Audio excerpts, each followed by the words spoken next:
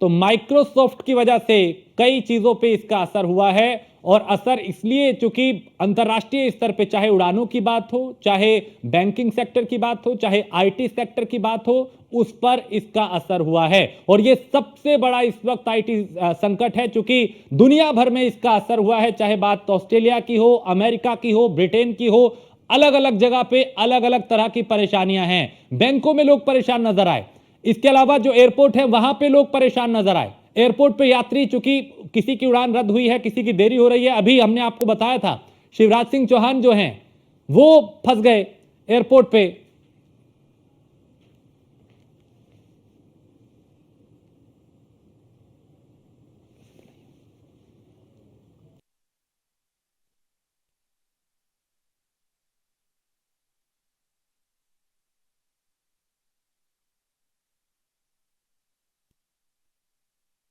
देखिए, ये एयरपोर्ट से तस्वीरें आ रही हैं जहां यात्री परेशान नजर आ रहे हैं और कई तरह की परेशानियां उनको हो रही हैं, क्योंकि कई फ्लाइट जो हैं उस पे इसका असर हुआ है। अंतर्राष्ट्रीय उड़ान पे, राष्ट्रीय उड़ानों पे भी इसका असर हुआ। यहां तक कि कृषि मंत्री जो हैं वो एयरपोर्ट पे फंसे हैं, क्योंकि उनको उनकी जो फ्लाइट है वो भी करीब 1:30 बजे के आसपास थी, 1:35 पे, लेकिन अब चूंकि 4:15 के आसपास का वक्त हो चुका है, अब देरी हुई है उसमें। और इस तरह से कई यात्री इस वक्त एयरपोर्ट पे फंसे हैं। बैंक में कई तरह की दिक्कतें कई जगह आ रही हैं, और जो आईटी सेक्टर है वहां पे दिक्कतें हैं।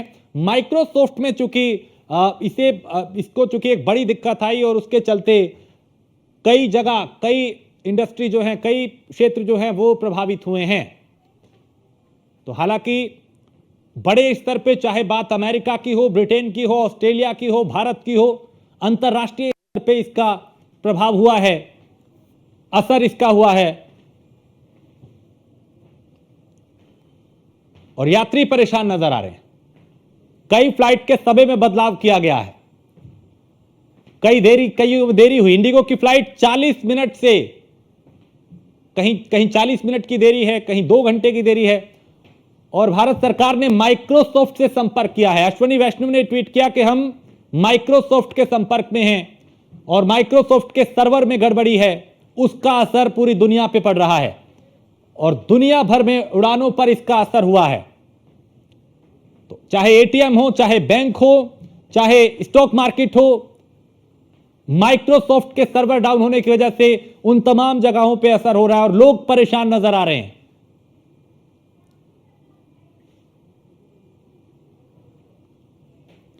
और रामजी शर्मा हमारे संवाददाता कानपुर से। रामजी, वहां कैसा असर, चूंकि बैंकों में भी लोग परेशान नजर आ रहे हैं, वहां पे आप किस तरह की परेशानियां लोगों की देख पा रहे हैं, चाहे एयरपोर्ट की बात हो? ये तो पूरी दुनिया सब हो गई है।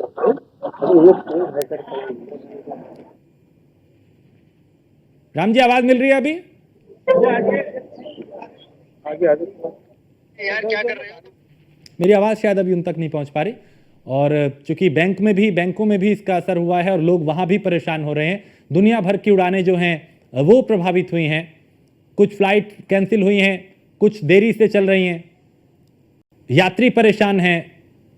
यहां तक कि कृषि मंत्री शिवराज सिंह चौहान लखनऊ एयरपोर्ट पे फंसे हैं। उनकी फ्लाइट थी 1:30 बजे की, और माइक्रोसॉफ्ट के सर्वर में खराबी आई है, उसका असर दुनिया भर में हुआ है।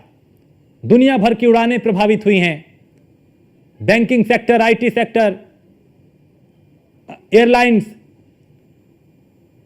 इस पर असर इसका हुआ, और लोग परेशान नजर आ रहे हैं, चाहे वो एयरपोर्ट पे हो या बैंक में। दुनिया भर में एयरलाइंस, टीवी टेलीकास्ट के कामकाज पे भी इसका प्रभाव पड़ा है। बैंकिंग और कई कॉरपोरेट कंपनियों के भी कामकाज ठप हुए हैं। यह सबसे बड़ा आईटी संकट है। भारत की 5 एयरलाइंस पर इसका सबसे ज्यादा असर हुआ है। Indigo, spice jet, Akasha air, Vistara और एयर इंडिया पर इसका सबसे ज्यादा असर पड़ा। सभी की बुकिंग, चेक इन और फ्लाइट अपडेट सर्विस जो है वो प्रभावित हुई है। क्राउड स्ट्राइक के अपडेट के कारण माइक्रोसॉफ्ट की सर्विस ठप हुई है, और क्राउड स्ट्राइक का एक साइबर सिक्योरिटी प्लेटफॉर्म है जो क्राउड स्ट्राइक है, जिसकी अपडेट होने पे सिस्टम गड़बड़ाया है। तो देश भर के एयरपोर्ट पे उड़ानों पर इसका असर पड़ा है। दिल्ली एयरपोर्ट पे डिपार्चर से जुड़ी जानकारी नहीं मिल रही। और लखनऊ से स्कंदिता हमारी संवाददाता। स्कंदिता, चाहे एयरपोर्ट की बात हो, बैंकों की बात हो, किस तरह का असर माइक्रोसॉफ्ट में खराबी आने के बाद वहां पे देखा जा रहा है, किस तरह की परेशानियां लोगों के सामने?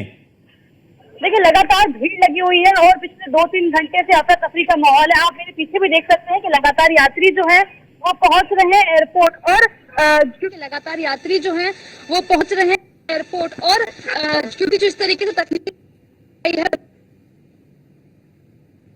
बोर्डिंग की बात की जाए तो मैनुअली किया जा रहा है। कईयों के बोर्डिंग पास जो है वो मैनुअली उस पर लिख के हाथ से लिखकर जो है उनका पास क्लियर किया गया है।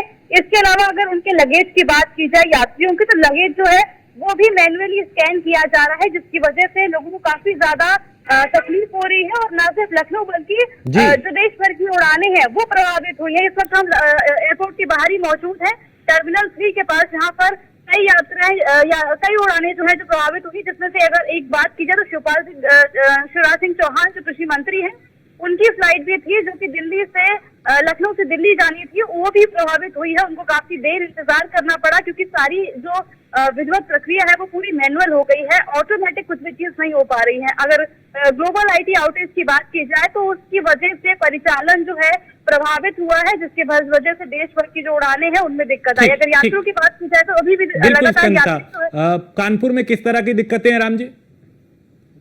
जी बिल्कुल, जिस तरह से जो एयर क्राउड की जो हुआ है, जो सर्वर डाउन हुआ, जिसको लेकर के कानपुर में लगातार जो यहाँ पर यात्री हैं वो सफर करने के लिए आए थे, उनको उड़ाने यहाँ पर निरस्त हैं। कोई भी उड़ान अभी तक नहीं की गई, जिसको लेकर के यात्री परेशान है। इसके साथ ही यहाँ पर वो लोग जो कैब ड्राइवर है जो यात्रियों को इंतजार करते हैं वो सब भी यहाँ इंतजार कर रहे हैं, लेकिन उनको भी अभी तक की कोई सवारी नहीं है। तो इसको लेकर जब अंदर डायरेक्टर से बात करने का प्रयास किया, हवाई अड्डे के या यहाँ के जो सिक्योरिटी इंचार्ज से बात करने का प्रयास किया, लेकिन किसी ने भी अंदर जाने नहीं दिया। सिर्फ इतनी जानकारी जरूर दी गई जो सर्वर डाउन है, जिसको लेकर के उड़ानें निरस्त चल रही है और यहाँ से कोई भी फ्लाइट अभी तक टेक ओवर नहीं हुई है। तो सबसे बड़ी बात यह कि कुछ यात्री जो है वो अंदर है, वो इंतजार कर रहे हैं कि कब फ्लाइट शुरू होगी, कब वो अपने गंतव्य को जा सकेंगे। दिल्ली की एक भी फ्लाइट सुबह से कानपुर पे नहीं आई है और ना ही कानपुर से कोई भी उड़ान हुई है। तो ऐसे में कहीं ना कहीं लगातार जो सर्वर डाउन हो गया है उसको लेकर जो दिक्कत है उसे अब इंतजार है सर्वर कब ठीक होगा, कब अपनी गंतव्य को पहुंच सकेंगे। जी ठीक है स्कंदिता, यात्री क्या किस तरह की परेशानियों का सामना कर रहे हैं? क्योंकि कई कई घंटों तक इंतजार उनको करना पड़ रहा है, जानकारी नहीं मिल पा रही होगी, कई तरह की दिक्कतें उनके सामने।